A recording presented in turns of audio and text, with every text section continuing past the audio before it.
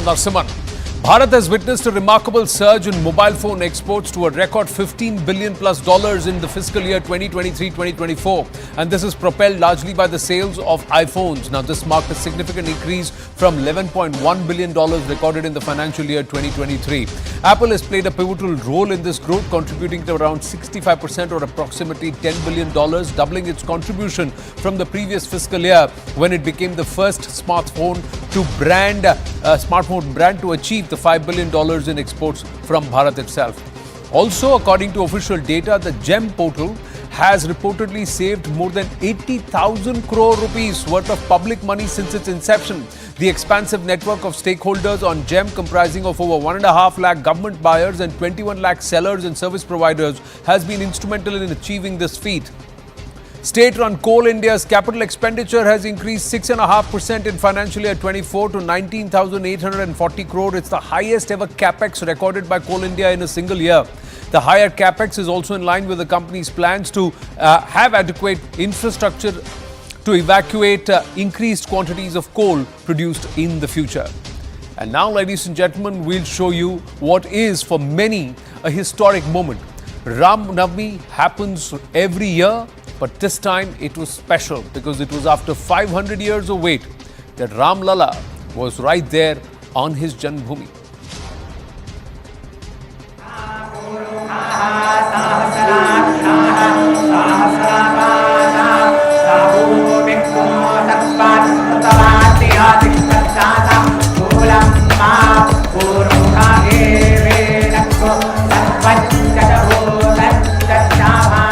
प्रभु श्री राम जो कभी टेंट में रहते थे, आज भव्य मंदिर में सूर्य किरणों ने उनके मस्तक का अभिषेक किया है। अयोध्या धाम में हर्षोल्लास है, उमंग है।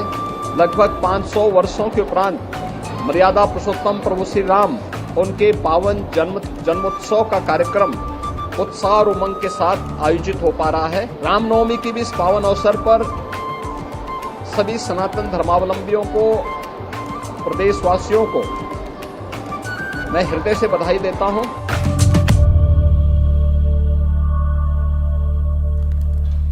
Yes, the other aspect of history is the Surya Tilak, or a ray of sun illuminating the forehead of Ram Lala, and this was witnessed by lakhs of devotees at the Ram temple in Ayodhya. And this was on the occasion of Ram Navami, the birth date of Ram, the 9th day of the Chaitra Mass in the waxing phase of the moon. With this, a 500-year-old wait has come to an end. Prime Minister Narendra Modi, while on the campaign trail, watched the divine ceremony of the Surya Tilak on his tablet mid-air. And while he was doing the darshan, PM Modi also took off his shoes in respect. Prime Minister Modi made a reference to the historic occasion at his election rally both in Assam and Tripura and said in his grand temple and his birth anniversary has been celebrated or was celebrated. Calling it an emotional moment, PM Narendra Modi also said, "May the Surya Tilak and this moment inspire our nation to scale new heights of glory." To tell us more about Ram Navami, the Surya Tilak, and the significance of this, the cultural significance of this, joining us is Vedic scholar Dushyant Sridhar. Right between his lectures, he's taken the time to speak with us. Namaskaram. Thank you very much for speaking with us, Dushyant ji. My first question to you is the significance of today, Ram Navami and also the Surya Tilak, especially when all political parties suddenly, those who even questioned Ram's existence, shunned his presence or his existence, etc., today are embracing Ram.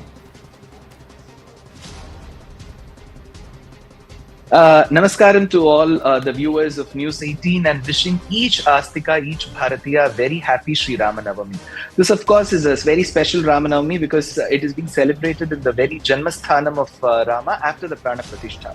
That said, Sri Rama Navami occurs every year. So I don't know what makes it special this year except for the beautiful temple in Ayodhya, which is seeing the Rama Navami after the huge hiatus of over 500 years. That said, Ramayanam, Anand, has been a scripture. It's called the Adi Kavyam. The first piece of literature ever known to Sanatana Dharma of Hinduism is Ramayanam. of Valmiki. And it has inspired so many poets, just not in the language of Sanskritam, but across the country. We have Kamba Ramayanam in Tamil, Tunjathu Ramanuja Ezhuthachan's Ramayanam in Malayalam, we have Mulla and Ranganatha Ramayanam in Telugu, we have Kumara Valmiki and Kuvempu's in Kannada, we have Ekanathi Ramayanam in Bhavati Ramayanam in Marathi, we have Jaganmohana Ramayanam in Odia, Kirtibasa's in Bengali, we have Awadh Tulsidasa's Ramcharitmanas, we have Bhanubhattacharya's Ramayanam in Nepali. We have a 1,300-year-old Ramayanam called Kakavin Ramayanam from the beautiful archipelago nation of Indonesia. So Ramayanam itself has 300 transcreations, though the original biography is Valmiki. It has inspired so many. So it has followers across the diaspora. It has followers across different parts of the Southeast Asian subcontinent. Of course, in the hearts and minds of certain select handful of politicians, they do play with the Rama card, but that's a short-lived one. I'm sure even if they are not, if their spouses and their family members are huge devotees of Rama. That said, what is special about Ram Navami was your question. Yes. Valmiki says, Tatascha dvadashe mase chaitre navamiketitau nakshatre aditi daivatye swachcha samstheshu panchasu graheshu karkate lagne vakpata vinduna saha. In the Shukla Paksha, in the waxing phase of the moon, in the Chaitra month, on the Tithi of Navami, which is today, when the asterism, when the constellation is being governed by Aditi, which is Punarvasu Nakshatram, was born Rama. He was born exactly in the noon time when the sun's rays was scorching enough. So we have very clear astronomical details to suggest that Rama was born on a certain time period. And in our dharma, we either take the Tithi or the Nakshatra, which is very important. Yes. Gokulashtami, Vinayaka Chaturthi, and then we have Ram Navami. So this Navami is made special, of course, in Ayodhya, the impregnable Ayodhya, with the Surya Tilakam today. Not just a student of spirituality and also someone who is a scholar there, you're also a student of science and quite apt at that too, Dushanji. So let me ask you, what's the scientific relevance and significance of the Surya Tilak and how it's been achieved? With regards to the politics surmounting it and around it, I would leave it to the politicians. But talking about the temple, the significance and Surya Tilakam, Anand, you'll be aware, I'm sure all our viewers will be aware, that Sanatana Dharma, Hinduism at large, through its scriptures, through its Maharishis, has always respected and adored science. So science, mathematics and different forms, knowledge streams like Ayurveda, Dhanurvidya is not alien to our culture. We have always married science, and there are such occasions. And while talking about Surya, especially the rays of the sun, it passes through and comes into so many temples in the south of India. If you take the Gopuram of Thiruvananthapuram, yes, where we have the rays of the sun falling into every tire. And if we think about the temples of the South India, where on solstices the rays of the sun fall exactly into the Garbhagriha. We have in the past respected astronomical science so much that our construction of temples itself was based on directions. Just not in India, even outside India, if you take the Angkor Wat temple called Paramavishnu Loka by the king called Surya Varma in the 13th century, the Kumar dynasty, he has constructed it in such a way that the rays of the sun fall on a panel that has the Bhima lying on the bed of arrows, Sharatalpa Gato Bhishma. So we know that Bhishma waited for the Uttarayana Punyakalam. And so this marrying of science is not new.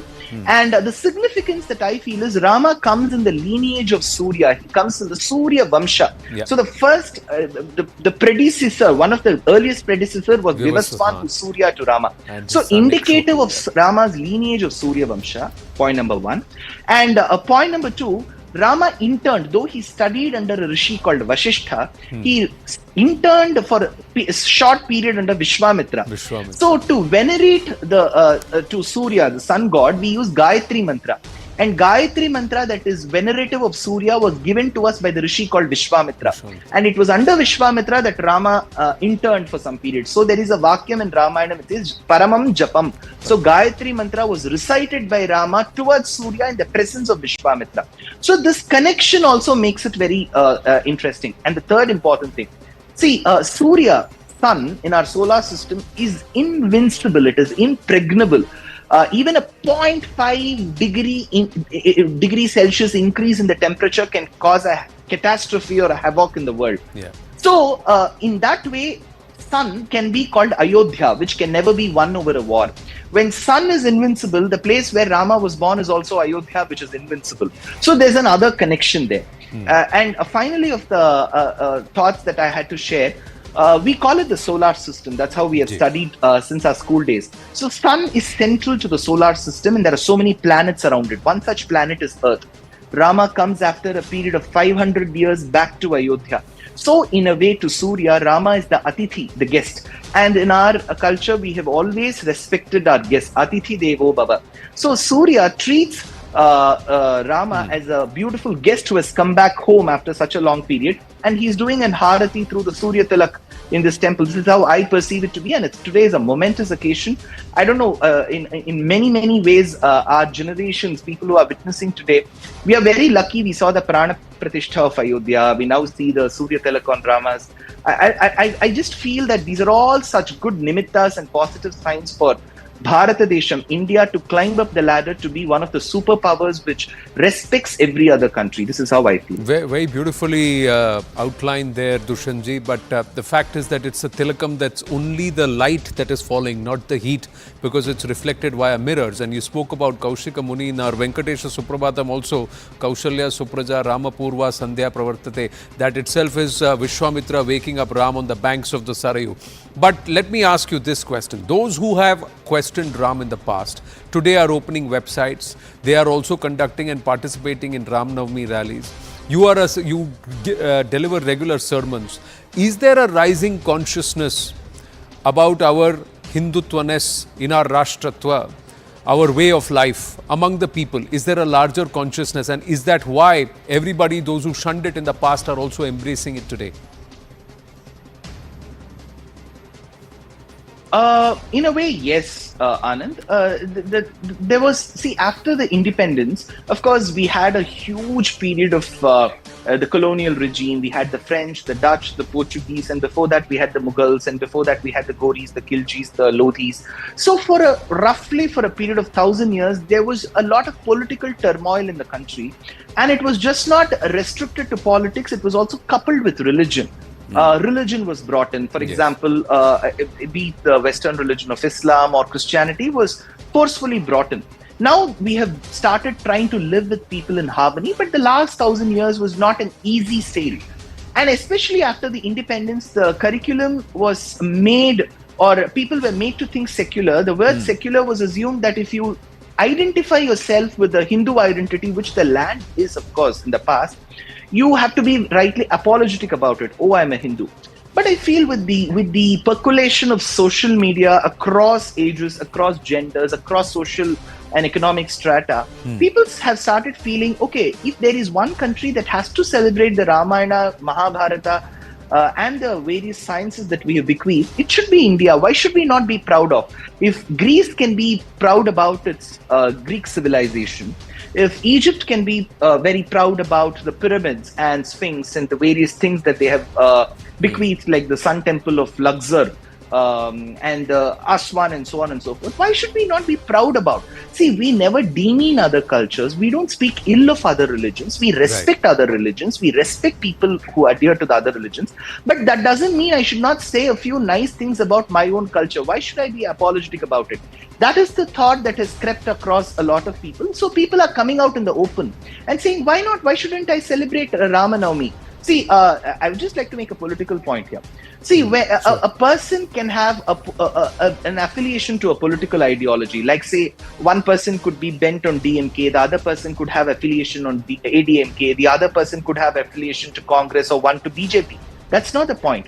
But when you rise to a seat of position of power, let's say you become a minister, a chief minister, a prime minister, to you should be treating all religions as the same, and you should be wishing on all festivals.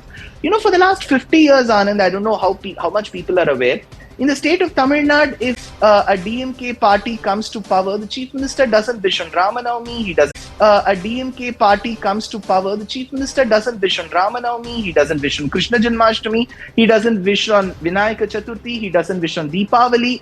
Whereas they take pride in wishing for Ramzan and Christmas. There's no harm in wishing for other festivals. But why? When you are in a seat of power, why can't you wish your people? You don't have to follow. See, if I'm wishing happy Ramzan to my friend, does it mean I have to make a biryani. No, I just say happy Ramzan to my friend because I believe he's a Muslim and he's following that festival. So this is where politics is wrong. People don't talk. Now people say that, oh, if you celebrate Ram Navami, you're becoming communal. Then what about not wishing your own citizens, your own people on days of Ram Navami and Krishna Janmashtami? What will this count under? That should be a counter question, which I feel is absolutely logical, which should be asked.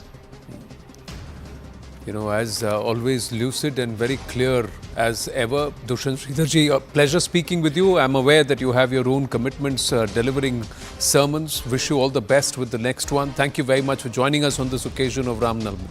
Thank you.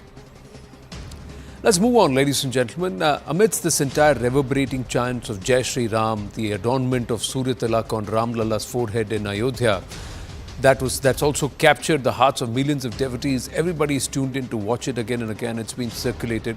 Ram Navami festivities have also stoked political fervour ahead of the Lok Sabha elections. We are counting down to phase 1 of the Lok Sabha polls. BJP leaders felt elated to see Ram Lala in Ayodhya on the occasion of Ram Navami.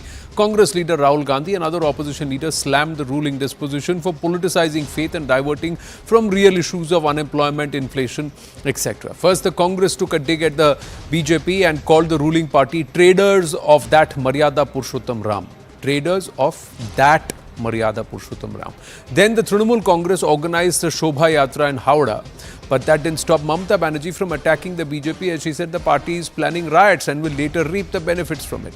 Aam Aadmi Party too, following in line, launching the Ram Rajya website, and then said Arvind Kejriwal has done amazing work to fulfill the dream of Ram Rajya in Delhi and has presented an example to the world. Uddhav Thackeray saying that the BJP has not done any work and is seeking votes in the name of Ram.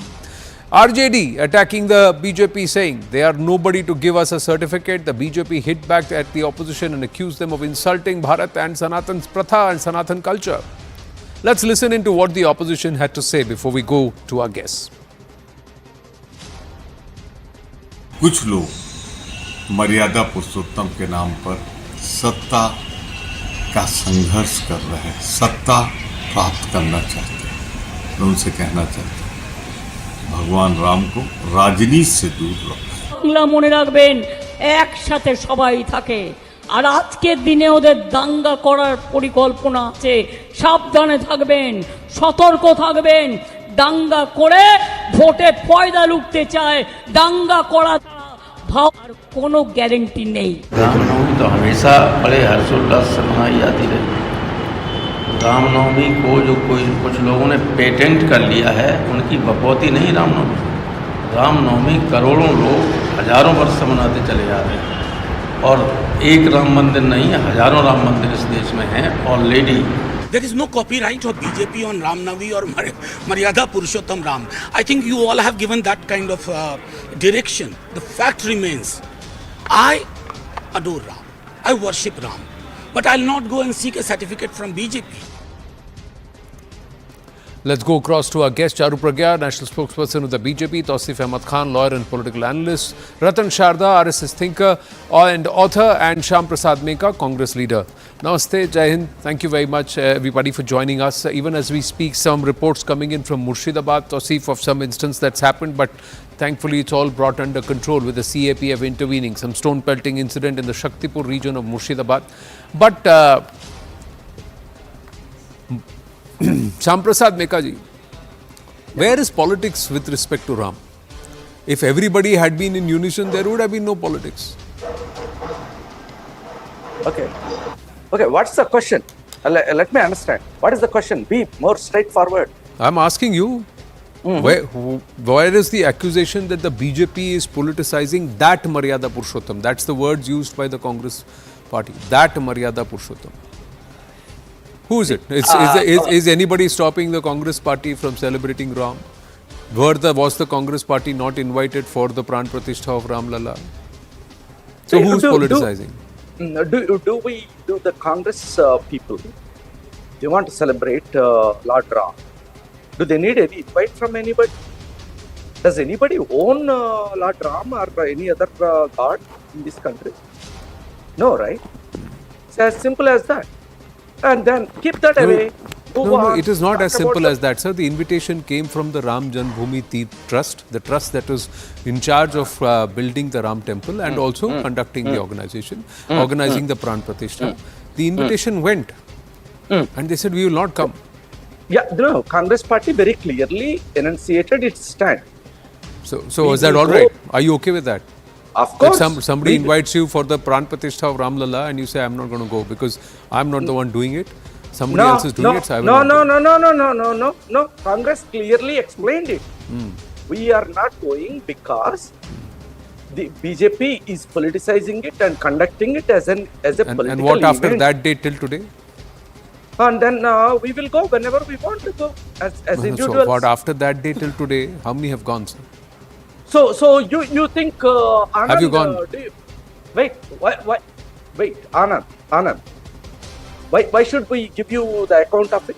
So, okay, since you asked me, have you gone? I don't care. I won't go. So what? It doesn't have anything to do with me being the congressman. Are you trying to force it on me? No, I'm asking. Are you trying to? No, are you trying your to? Aggression is not going to help, sir. My question was simple. I'm attitude with you. which you responded itself was Of enough course. for our viewers to decide. Yeah, let your viewers decide. Yeah. I am talking about the country and talking about the constitution. If you want to make me feel apologetic about not going, No, sir. I am sorry, my friend. No, then if that's the case, sir, then you've got I'm no right sorry. to make anybody feel apologetic about going to. You get the point? Yeah, of course. You get the point? Why should I? All this while, the argument is, should and the I? argument against the Congress party is that the endeavor was to make one feel apologetic about being a Hindu, being a Ram Bhakt. It started, be it the Somnath temple or till Ayodhya, the attitude has been the same. This is a BJP RSS narrative. No, sir. Okay, as It was if a they are the letter only. It was a as letter if by they are Pandit the Jawaharlal only Nehru Hindus, to the then as if president, they- stopping him from going to the Pran Pratishtha of the Somnath temple. Of course, Jawaharlal Nehru very clearly explained it in his letter. What? What did he say? Can you quote him? No. Wow, okay, yeah. You remember what he said? Yeah, I know. What did he say? What was Jawaharlal Nehru's logic? What did he say? So being a head of the secular state, it won't send a right signal. No, but India was That's not why he secular at that advised. time, sir.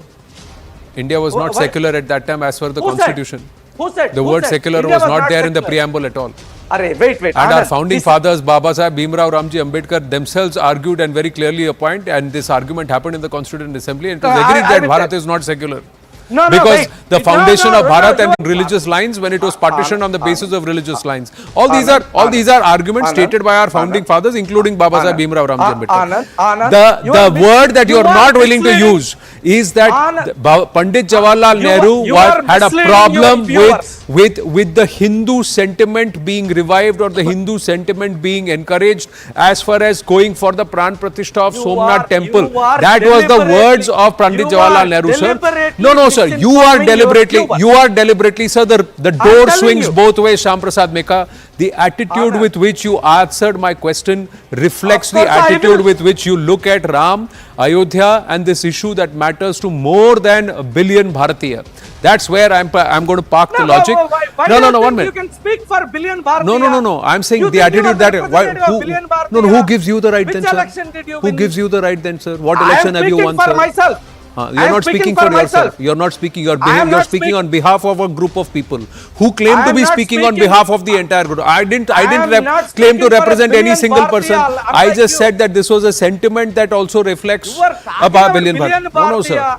Who gave Charu you the Pragya right ji. to speak for Charu Pragya billion ji. Bharatiya? Who gives you the right to go ahead and use the kind of tone that you used against I whoever is use my? my own You're tone. violating my own right under Article 19, sir, and every other person who has a sentiment towards Ram. You may have your own point of view, but you have no right to insult the sentiment of anybody else under Why Article did you 19. make it a point Under of Article debate 19. Under Why Article did you 19. make it a My point point of of debate was debate not. My point of debate was the same. Was the question that those who were questioning Ram in the past Who today are all questioning embracing. whom? So the UPA itself in 2007, who is Arey, Ram? forget Ram about does not UPA or exist. Congress. Why should I forget, No. sir? The Congress is an integral part of the UPA. The statement made today that Maryada Purushottam Ram shows the attitude, sir. I'm using the words. I'm quoting the words. No political I'm quoting party has any Okay. business to talk about religious issues. No Sir. political party has any business Sir, to talk first about please political practice issues. what Why you not? preach. Okay. Why not? Yes, Charu Pragya. There are political parties in this country using Ram which for are political actually- mileage. This is the Yes. charge against the BJP. I heard that. Anand, but may I please begin by wishing everyone a very happy Ram Navami. I have goosebumps right now as I relive the moment of the Surya Tilak. I think every single Indian, actually I shouldn't even say Indian, every single person who saw the telecast of that was awed, was in a state of gratitude and wonderment, because it is the privilege of our generation that we got to see a day like this. For 500 years we waited for a day like this, and it's been beautiful to watch. I couldn't take my eyes off it. And there are people who are still finding reasons to criticize a day as precious as this one, a day which has taken generations to achieve. And it's not just Mr. Meka's party. In Bengal, Mamata Didi was actually threatening riots if a shobha yatra is allowed to proceed. Poor Hindus in West Bengal had to actually knock on the doors of the court to even ask for the permission to take out this shobha yatra. She was not agreeing to a route which has been the established route for 15 plus years. Her reason? It cannot be conducted safely. Well, ma'am, maybe you should take a look at the law and order situation in your state, and if you would have done that, you would have realized that you are the one who's encouraging a situation like that. A similar kind of a situation happened in the state of, in the city of Hyderabad. 1800 personnel were deployed. Why? Why is it that a Ram Navami procession cannot happen peacefully? And why is it that all these political parties just go over to the other side of the fence and say, oh, this is something which against cannot the happen BJP, Charu peacefully? Pragya. Have we ever said that? The charge against the BJP, Yeah. Charu Pragya, is of politically weaponizing Jai Shri Ram, for using it to further your own political inroads into areas that you have never been. Because the question I will ask you is, the Padmanabha Swami temple shows the various tiers on the times of the shrine being the sunlight falling on the shrine. On the shrine. There are other temples in our country where during the time of the solstice, Absolutely. the sunlight comes directly into the Garbhagriha. How many such temples have been tweeted and shown by the Absolutely. BJP leaders? How many times have BJP leaders visited and witnessed and said, okay, this is fantastic, we'd like to see it. What an architectural member. To the level of which that's happened with the Ram temple in Ayodhya. So there are two reasons for this. One, all the other temples have been talked about. We have had video shot and photographs taken, and we take a lot of pride in every single temple. But the difference between every ancient temple and this one is that this one has come to us after a struggle of 550 years. Why should we not celebrate it? And this is not an ancient wonder that we are celebrating. This is something new that we have tried to create. We are trying to match the glory of the past in the best possible way we know how. And this was, if I can say, a marriage of faith and science to put this tilak on Bhagwanji today. Why should we all not historical talk about monuments, especially the temples and the temple complexes, are all architectural marvels. Be it the temple in Ellora also, that temple can never be recreated by mankind Absolutely. again. So these are all realities in our country. Absolutely. But Ram Mandir and Ram Janmabhoomi was a political issue for the BJP. The argument is it continues to remain a political issue for the BJP. Now let Tausif Khan wade in, please. Tausif, the argument, Ram Navami in Murshidabad, again rally, and there is stone pelting that's happened. Why should stone pelting happen?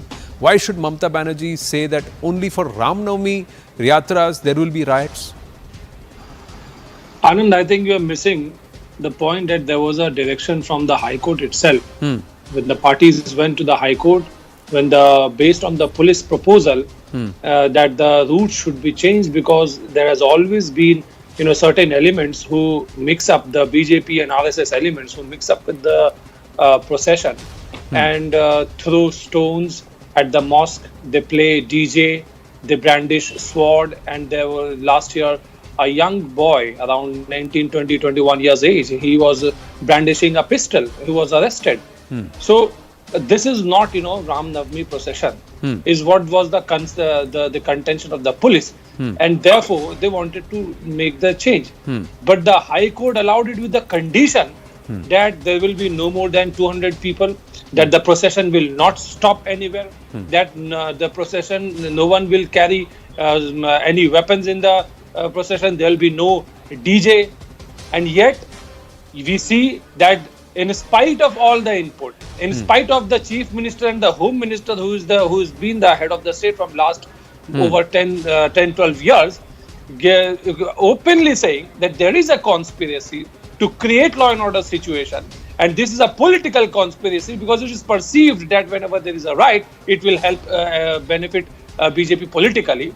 The Election Commission changed the DIG of the Murshidabad district. Mamata Banerjee specifically said that there is a conspiracy and there is going to be trouble. Do not change the DIG of the Murshidabad. And if riot happens, then it is Election Commission who is responsible, and that is the fact. The administration currently is under the Election Commission. And the Chief Minister there is another way of looking at it is you change the DIG saying, and there will be riots on the ground. Another way of looking at it is that you change the DIG and you put a person who is of my choice, and there will be riots on the ground and there will be stone pelting. That's another way of looking at it. In India, there are two kind of Ram Bhakts. One is Mahatma Gandhi, who the non-violent person, and the other is Godse, the coward murderer who killed Mahatma Gandhi. So there are two followers. We all believe in the ideology of Mahatma Gandhi. Majority of Indians do that. Who praises Godse? Who performs Aarti of Godse and has built a temple of Godse? It's the RSS people. It's a fact. It's an open book. It's not any secret. When there are every year, past year and the year before that also, on the Ram Navami occasion, we see this kind of situation arises. Even in Bengal. No, but then who are the people who are pelting stones at the Ram Navami procession, sir? Who are the people who are the people who are pelting stones at the Ram Navami procession? Who are the people who are objecting to a Ram Navami procession, saying it is offensive to me? Who are these people, sir? The BJP workers. BJP workers are the ones who are upset. Who are upset at the Ram Navami procession. They are the ones who are disrupting the Ram Navami procession. They are the troublemakers. They want to create a trouble. They want to create a riot because it will benefit BJP. Oh. Last year they were arrested. Last year West Bengal police arrested them, including the young boy who was a BJP worker brandishing a gun. How many others were arrested? How many others were arrested, and how many others said that there should not be any place? This is our area and you cannot play anything in our area. Who said this? When the Home Minister was there, there was nobody like that. There was nobody like that. Okay, Ratan Shah. Okay. The suggestion comes from police. Yeah, all suggestions have come from the police. Okay, Ratan Shardaji, let Ratan Shardaji, he wanted to come in. Let Ratan Shardaji respond. Yes, Ratan Shardaji. What has the court observed repeatedly about the law and order situation in Bengal, about the mismanagement during this, not just with Ram Navami but also with the Bijoya and the yatra for Durga Puja? That's also on record. Please read that out also and state that too. But yes, Ratan Shardaji, respond. Before I get into a serious, debate, first of all, let me counter his claim that RSS people worship Godse, they take Aarti, is mixing up Hindu Mahasabha with RSS. So let us stop that nonsense here itself. Coming to these festivals, Mike, अरे चुप करो यार. How do you know चट्टे पट्टे Hindu Mahasabha सबको गाली देता? Are you aware of that? Don't try to disturb the debate. That is not the debate. Debate is, why do Hindu religious procession need protection? Ratan Shardaji, there are people who believe that Veer Savarkar is an RSS person. So there are such people too. So they believe it's all the same. So let's park that argument. Please make your point. Yeah, go ahead, please. Yes, Ratan Shardaji.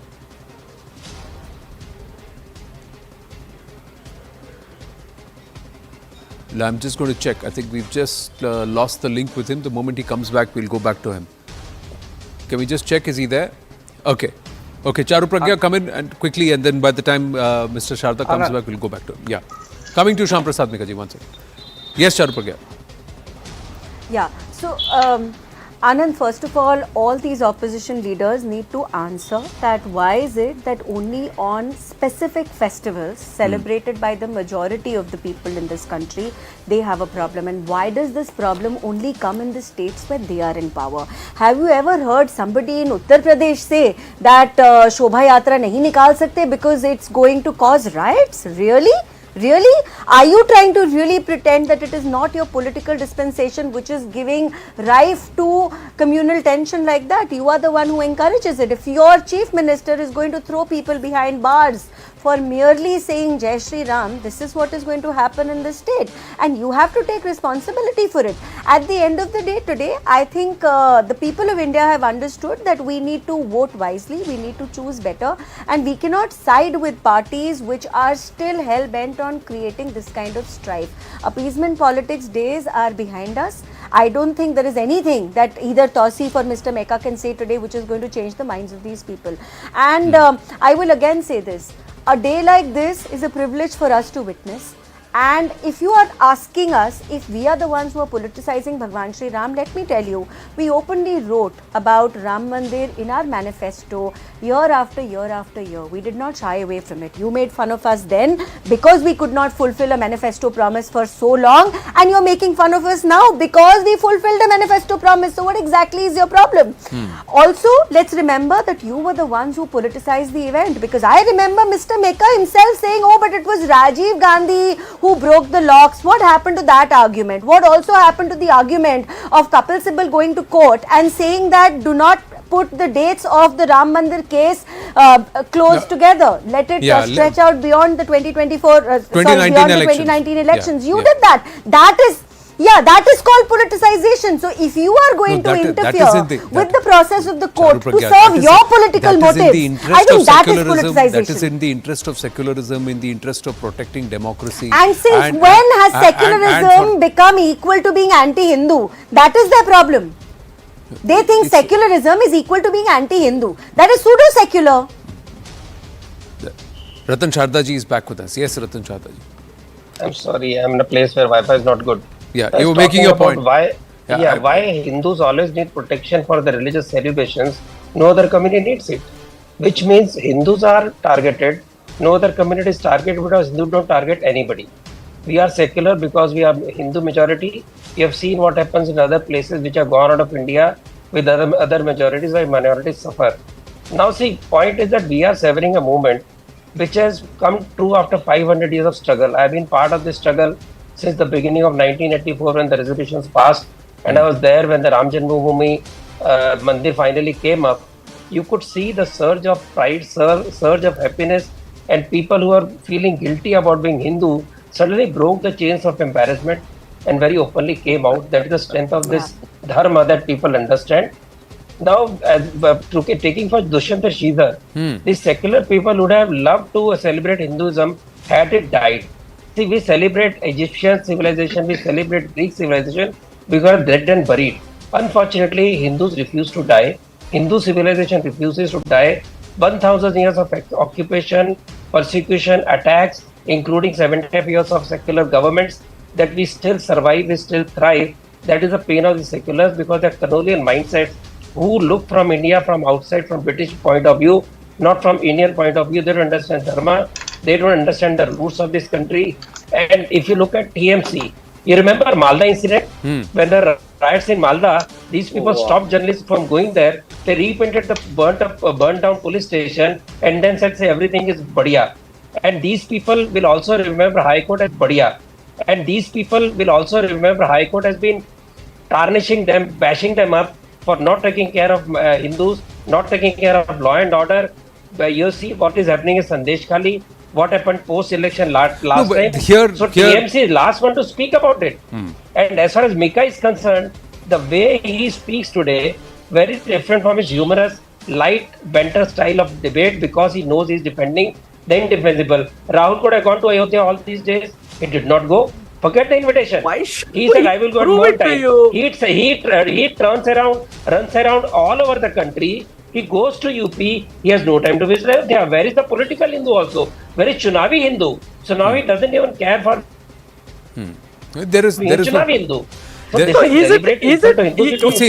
Because we are celebrating. See, but Ratanji, see, in this case again, Is you it- have to is- you have to is it say mandatory no, you have for to say any Indian to that go to a temple? it is also a classic Is it scenario that mandatory? you are damned if If I you do don't and go to damned a if you temple, don't. then Had a we can Rahul Gandhi insult gone or a Priyanka Vatra gone, then they'll say, अरे चुनावी मौसम है तब उनको राम याद आए, जब प्राण प्रतिष्ठा थी तब नहीं गए. This would have been the argument at that See, time. who had asked them to make a song the and joining issue. why did they come on TV The and issue is made all the these issue is the statements? tone, sir. The Yes. issue is the tone that's been adopted.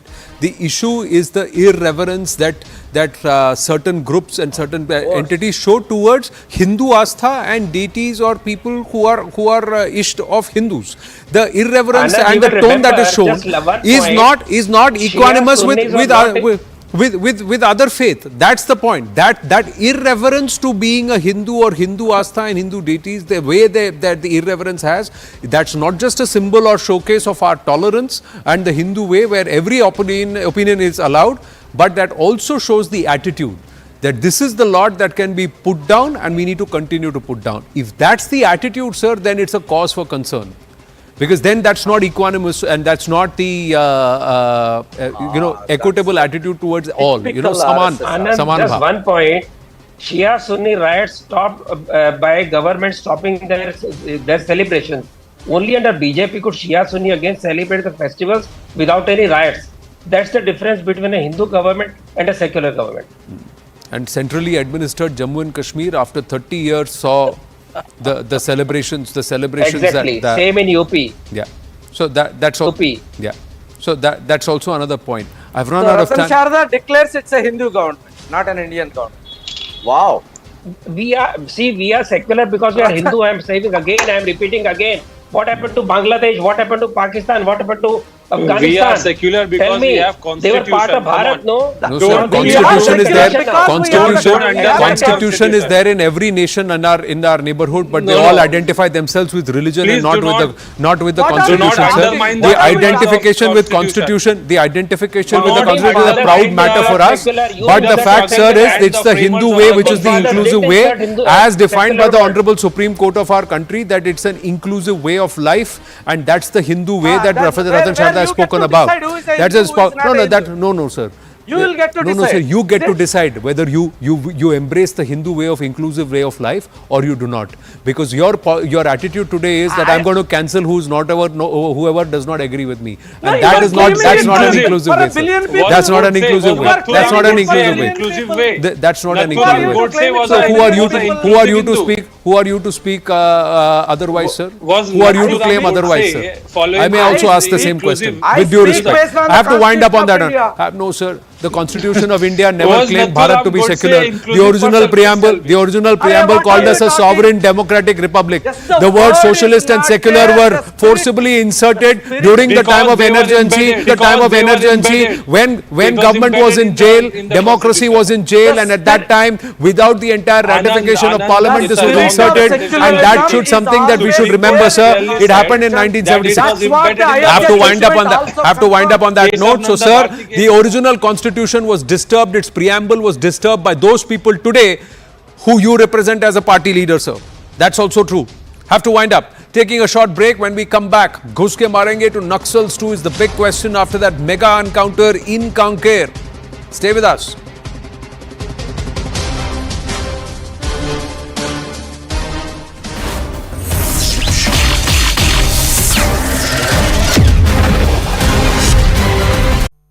Co-powered by Viewers, what a beautiful moment you are getting to witness, an awe-inspiring spectacle, absolutely breathtaking. This is the Surya Tilak, the highlight of today's celebrations. It's an absolutely amazing sight to see. The rays of the sunlight kissing the forehead of Lord Ram, touching his forehead so delicately. Just take a look at this. This is just absolutely an amazing sight to watch. In fact, Ram Navami this year indeed does hold significance, a lot of special significance for Ayodhya, and thousands and lakhs of devotees worldwide as it marks the first celebration of Lord Ram's birth at the newly inaugurated Ram Mandir. And what a sight to watch. to see the rays of the sun kissing and touching the forehead of Lord Ram. This is an unreal moment, in fact, a celestial moment, and scientists ensuring that this is done with utmost grandeur. In fact, the Ram Mandir in Ayodhya is set for the Surya Tilak. Everyone who is gathered there today in Ayodhya had been waiting for this very, very precious moment. Just take a look at how the rays of the sun falling exactly at the forehead of Ram Mandir. A lot of work has been done to ensure that this is done with utmost precision and grandeur. The Pandits doing the Aarti, 25 lakh devotees have gathered for this celestial event. It is absolutely fascinating. This is the first time Ram Navami is happening since the consecration of the Ram idol.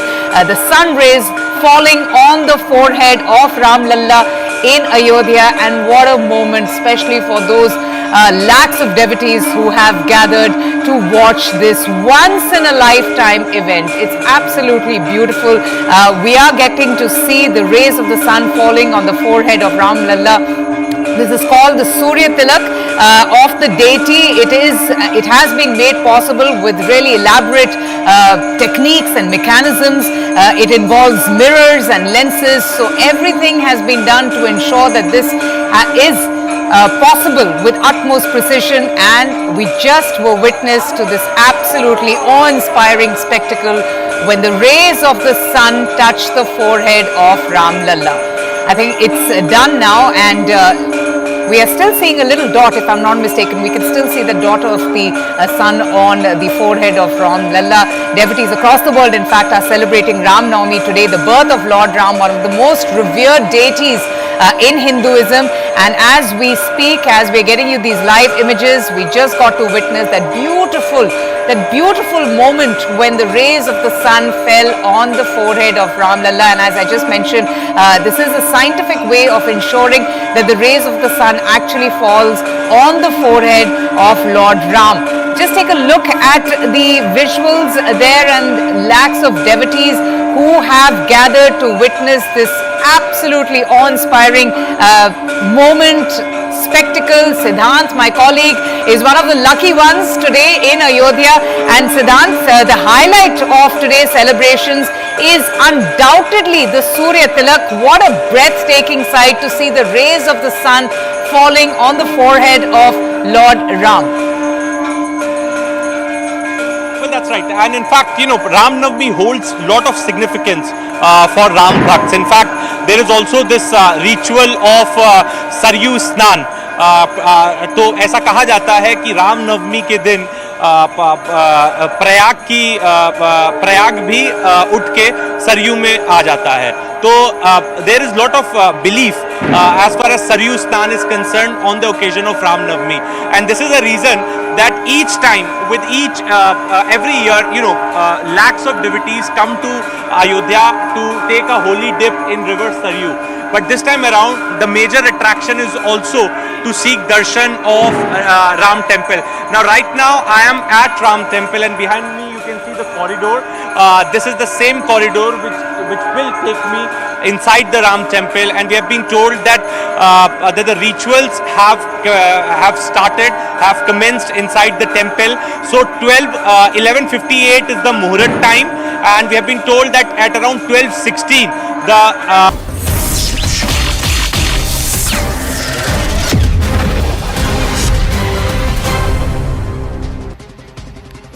29 Maoists, including a senior rebel leader, Shankar Rao, who had a bounty of 25 lakh on his head, were killed by security forces during an encounter in Chhattisgarh Kanker district on Tuesday. A huge quantity of weapons, including AK-47 and light machine guns, were recovered. 2 BSF inspectors and a DRG personnel sustained injuries in the encounter. The 29 Maoists killed in the Kanker district in this region in this encounter is the highest number of Maoist cadre eliminated since 2021, when Gadchiroli police gunned down 26 ultras, including the dreaded Milind Tiltumbre.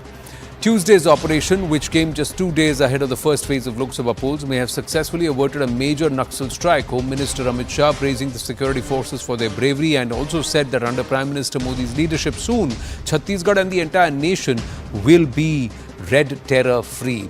Now, on Tuesday, the BSF received a specific tip-off that military company number 5 of the PLGA was in the jungles of the Chote Betia region. Betia region. Around 2 p.m., contact was established in the Binagunda region. Officials said that the first fire came from the Maoist side, injuring 3 security officials, and the BSF led to at least 29 ultras being killed. Now we have with us former IG CRPF MP Nathaniel joining us at this time. We should also have former Under Secretary Home RVS Maniji also in a bit. Mr. Nathaniel, namaste, Jai Hind. Thank you for your time, sir. How big is this operation and why is it so significant? Kanker. Good evening to you. Thank you for having me on your show. At the very outset, I would like to congratulate the BSF and the DRG personnel for the great achievement they have had. And I attribute this largely due to the fact that the intelligence was very accurate. You see, whenever things go awry, then we blame the intelligence setup. But now here the intelligence was so accurate that the personnel of BSF and the DRG, they could go to the spot, and by virtue of surprise element, they could take them on and cause so many casualties. And I would say that just because of the information, pinpoint information that was given, that these particular chaps are hiding in a particular location, they could go and carry out the raid and kill so many people. And I'm sure that the figure of the Maoists killed would rise further, because many of them may have been injured also. From the report that I read, I am told that about 40 to 50 Maoists were camping there. Yes. And it was more or less a permanent camp. So it's quite possible many of them may have been injured also, and they may have been carried by the other comrades of theirs. It's only with passage of time we would be able to get the correct figures as to the number of casualties that have occurred on the Maoist side. The greater achievement is that we did not have any casualties except for the 3 injuries, and I believe their condition is stable and they'll recover speedily, and I hope they'll be back for duty. But this Bastar, Kanker region, this entire region, why is it so integral to this entire Maoist movement? This seems to be their stronghold and they're always around this area. The neighboring regions are not so Maoist infested, Mr. Nathaniel. And this seems to be the fort, this area, this region. Yes. Yeah, because Abuj Mand has not been actually been penetrated by the security forces. It is only of late that the security forces have started penetrating and started displacing them. Only last year they have established about 14 camps right in the Abuj Mand area. That has sent tremors in the ranks of the Maoists, and because of that, they are now shifting places, and their intelligence is also coming forward very easily. Earlier it was very difficult to get the intelligence about the movement of Maoists. But now with the security forces having penetrated into the Abuj Mand area, the intelligence is also now easily available. And you must have read last month about 3 people were killed by the Maoists merely on the suspicion that they were informing the security forces. After that, an operation was launched, and some of the Maoists were killed in that operation by the Cobra battalion of the CRPF. Well, I got Mr. RVS. So that's the reason that these people now are. Yeah. Mr. Nathaniel, we have RVS Mandir also joining us. Yeah, please complete. I just wanted another short question to you, Mr. Nathaniel, if I may ask you this. What is their source of funding? Is it the business of the Tendu leaves in that area? Is it the bauxite? Where are they getting this kind of money to get such high-end weaponry that includes light machine guns and AK-47s? Of course, the fact is that earlier they were extorting money from the businessmen, and all businessmen had to perforce give them money. Otherwise, they would not be able to operate in that area. So with that money, they are able to extort and purchase weapons also. And some of these weapons would be the ones that have been snatched away from the security forces whom they have killed in the past. So it is not that they have that much money to get the weapons, but some of them are the ones that they may have snatched. These include LMGs and SLR rifles and even INSAS rifles. Right. So these rifles, mostly they are used by the security forces. Right. Mr. RVS Mani, your thoughts on this, sir? Why has it taken us such a long time to get into their fortress or Gad, this entire region, this Bastar Kanker region? Let's be very clear. We see. It's unfortunate that two Cobra fellows were lost. Cobra boys were lost, but Cobra is a dedicated force out of the CRPF. They are doing a lot of good work and a lot of penetration has taken place. 31st January, Sukma, Bijapur also they encountered. Prior to that, there was an ambush. That's a different matter. Repeatedly, they do it. These are all facts. So they have been getting a lot of successes. Smaller successes do not get reported. Certain ambushes which have been averted or certain attacks which have been averted do not get reported. So the successes have happened. The quality of infrastructure, the penetration into we had a failed experience of Salwa Judum in 2000, first decade of 2000. But now there's a better coordination between the local population and the forces. So they don't get alienated and they are not trying any adventures like Salwa Judum, which was a failed experiment. But more of them, the disaffection is being encountered. That is one part of the story. Intelligence has strengthened. Lot of intelligence gathering has happened through the beat constable level and all that. Right. This is also one of the major reason for successes. There are successes, but once in a while they do have. And about the question you asked about arms, Mr. Nathaniel had told you that they snatch arms and all that. That is also there. And besides that, the money which they fund is astounding. The entire plan is about Pashupati to Tirupati. The Chinese funding are still flowing into it in whatever form. There is no doubt about it. Global Times itself has got a lot of interest there. Footprints are there. Supporters are able to penetrate. They give leadership and all that.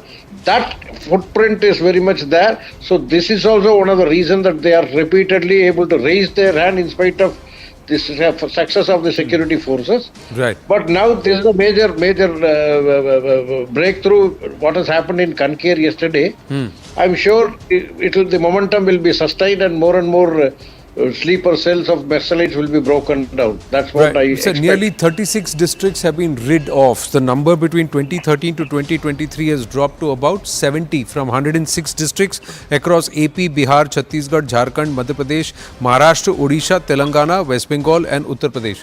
But this region in Chhattisgarh, this seems to be the fulcrum of all their operations. Is that true, Mr. Nathaniel?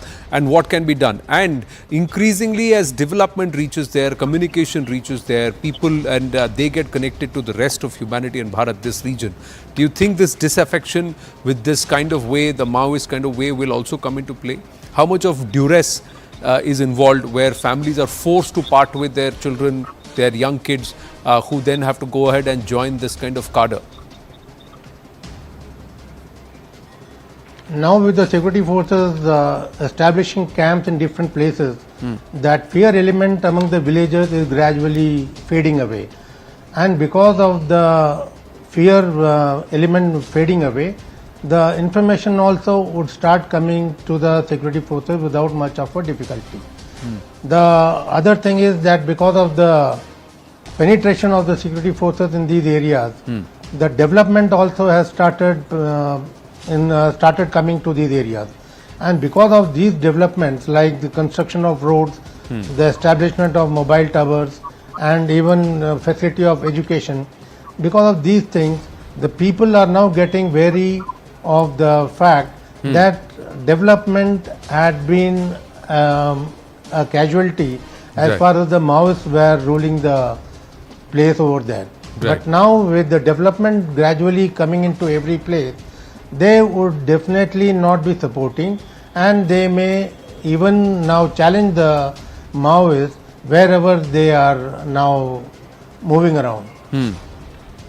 Right. So it's not a very big thing that Hanji. Ji, so this is this 5-point strategy that has now come out and that we will try and put out here, and we're putting out on our screens also in terms of the penetration, in terms of development. But RVS Maniji, my final question is also that in the past, have officials and netas been guilty of being hand in glove because there is a money on the take? there is a money on the take, and in fact, this one ambush 2-3 years back. 1-2-3 years back, it happened against the Sukma Narayanpur area itself. There were certain political differences between within the ruling party then, which had also been an impetus. I do not know how much of it is, who is involved, where is involved, or not. Politicians do fish in troubled waters is a fact, especially in Chhattisgarh. It is a fact that they do fish in troubled waters, and like they have tried to pit one against the other for their own political gains. But I think that part of it is over now. The new government would be able to do better. That's what is the expectation. Because this happened in the one CRPF ambush. There were very clear reports that the CRPF ambush, some political issues were there. That is the reason for the ambush to have taken place. But at the same time, our own security forces have got better transportation facilities now. They can react with much more alacrity and urgency than what it was even 10 years or 15 years back. So the quality of transportation, the quality of equipment, the bulletproof jackets, everything has improved. So that is the game changer. Here it is all about time. When the ambush happens, time. When cross-firing happens, it's all about the reaction time. Right. And there now we have scored a lot of points, and that is we have more successes. Right. So the investment which has happened in the police modernization, and also the engagement of people, locals, along with by the security for central security forces. Well, there has to be a comprehensive, if the fulcrum is then rooted out, if weeded out, if it is destroyed, then perhaps the rest of it can also be done. There is an effort to try and shrink it and then bring them down and box them into one area. But now should we just get into that area and then destroy them right from their roots? That's the big question. Mr. Nathaniel and Mr. Mani, thank you very much for your time. I've run out of time here on this edition of The Right Stand.